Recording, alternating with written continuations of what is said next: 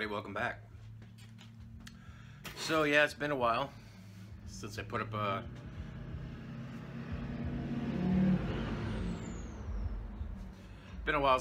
a guitar related video. It's been about 3 months. Sorry, but it's been a long cold winter and I just was not interested in standing out here freezing my ass off making videos. So a lot of other things going on. Have a few things that I hope to get finished this year. Got this thing which has been sitting on the bench for 3 months, and every time I come out here, every time I come out here, I'd notice a couple of things that just my eyes gravitate towards that I'm gonna need to attend to. Okay, getting back to the instigator. Let me take it down to the bench here and get up nice and close, and I'll show you a few things that have caught my eye over the last 3 months that I want to attend to, and we'll get going on it. All right. So she's a little dusty, a little dirty. She's been sitting on the bench for 3 months, but nobody touching it. One of the things that I want to fix is, if you look right here, see the pickguard's a little tweaked right there. I think when I drilled the hole through it for the screw, there may be a little burr of plastic on the back, which is kind of lifting this up a little bit here. So I'm going to pull the pickguard off and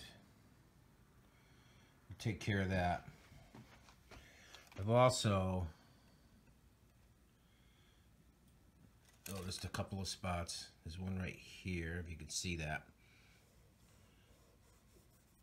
I need to sand back and hit it with a little more tru-oil. And there is a couple of rub marks right here, which I'm going to do the same. I don't know what the hell happened to there.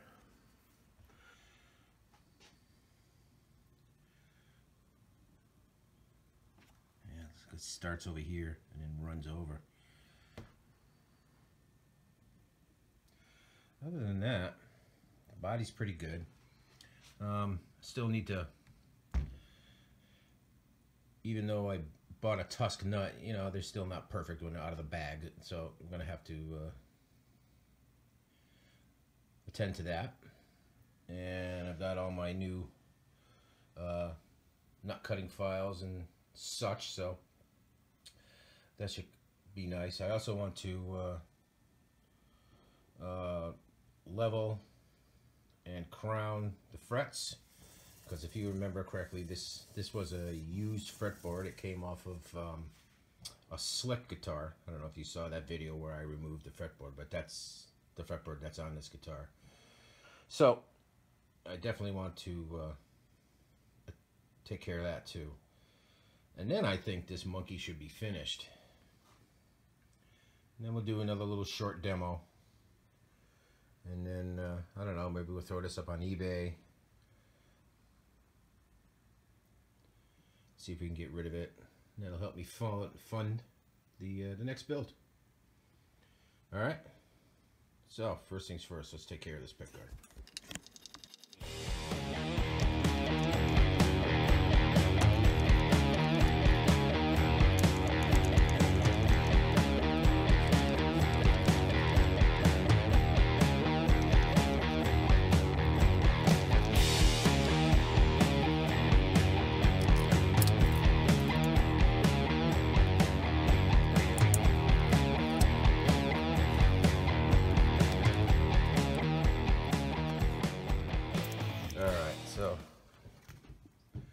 You can see, let's see if we get that to focus in. See, we got a little bit of a burr here. Actually, all the damn screw holes have burrs on, so I gotta clean that up. Oh, see this right here? That's a cigarette burn. I had a commenter believe it was on the Epiphone, the Blue Burst Epiphone guitar that I was putting new electronics and pickups in and stuff. Treat me like a war criminal because he says I was throwing the guitar around on the bench right next to a screw.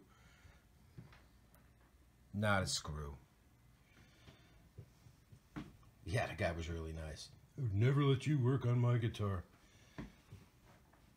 But he did erase that comment. But the thing is, in the notifications, I can see that, even though it's not up on the video. So, here you go, Mr. Blind Man. Cigarette burn, not a screw. Really think I don't check for that kind of stuff? Alright.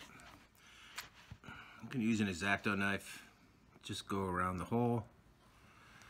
Clean it up.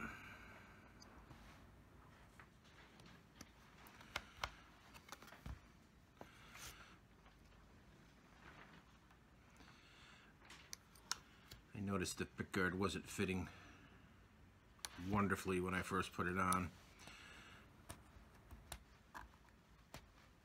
And over the last 3 months, it is really eating at me. I don't want to cut too deep because the holes are chamfered on the other side. So I'm just going to clean this off a little bit and then we're going to sand it.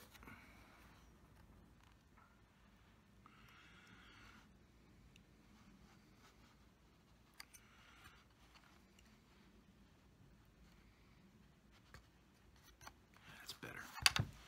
Might be able to just shave it off. Yeah, that works good. Like I said, I don't want to take too much off because the hole's chamfered on the other side. So I'm going to go carefully around these.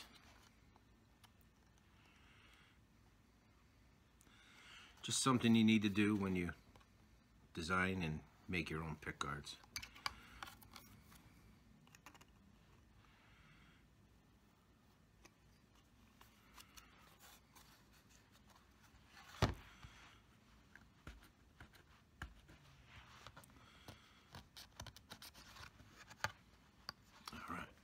Let's get some sandpaper.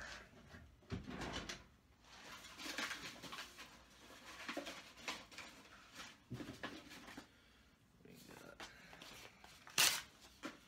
a piece of 320. Just want to sand over the hole. We don't want to sand out to the edge.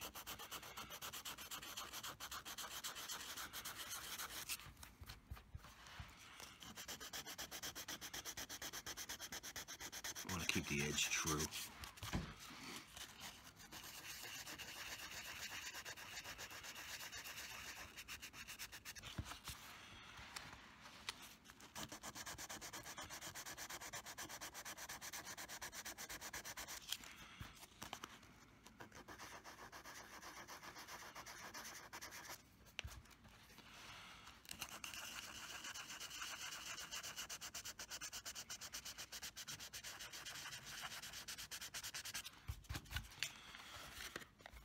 Okay, that's good.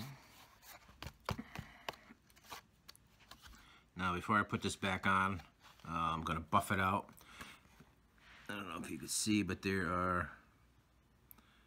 some pick wear on there because I was playing it. And you know, plastics, God, you just look at them and they get scratched, so we'll buff that out. Bring it back to nice and shiny and no scratches again. Okay, so let's take care of these wear marks here. Pull this cap off and rub a little more tru-oil on there. I think I got some made up around here somewhere. If I don't, then I'll just have to make some more. With the recipe from the video, if you guys look back a little ways, you'll see it. How to make a tru-oil type finish. So we should be able to put a few coats and then feather it all in, and it should look good. So I'm going to start by lightly sanding this, and then we'll hit it with the tru-oil. All right, we got some 800 grit here.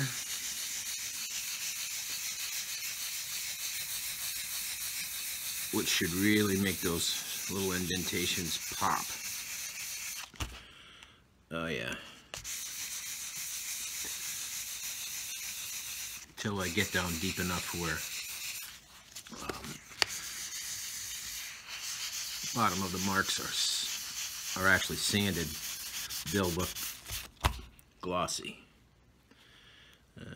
Which you can probably see that right there. So.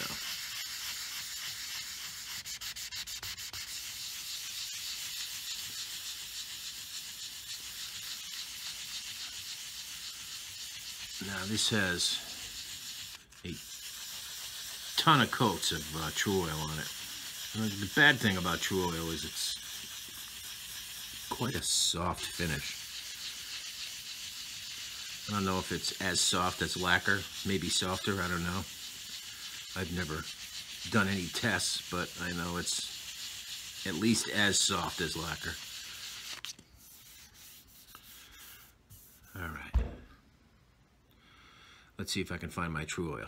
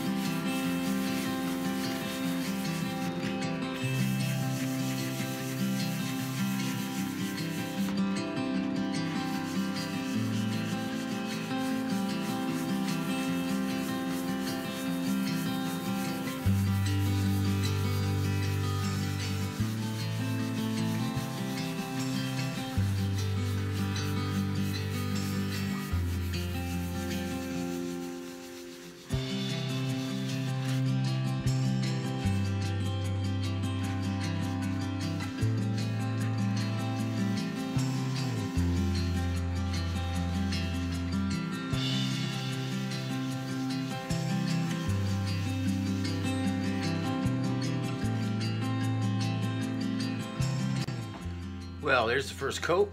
I'm gonna wait about 15 minutes and then hit it again, and so on and so on and so on. And that's pretty boring TV, so I'm gonna call this one quits now, and we'll be back real soon. So, you guys behave yourself. Peace.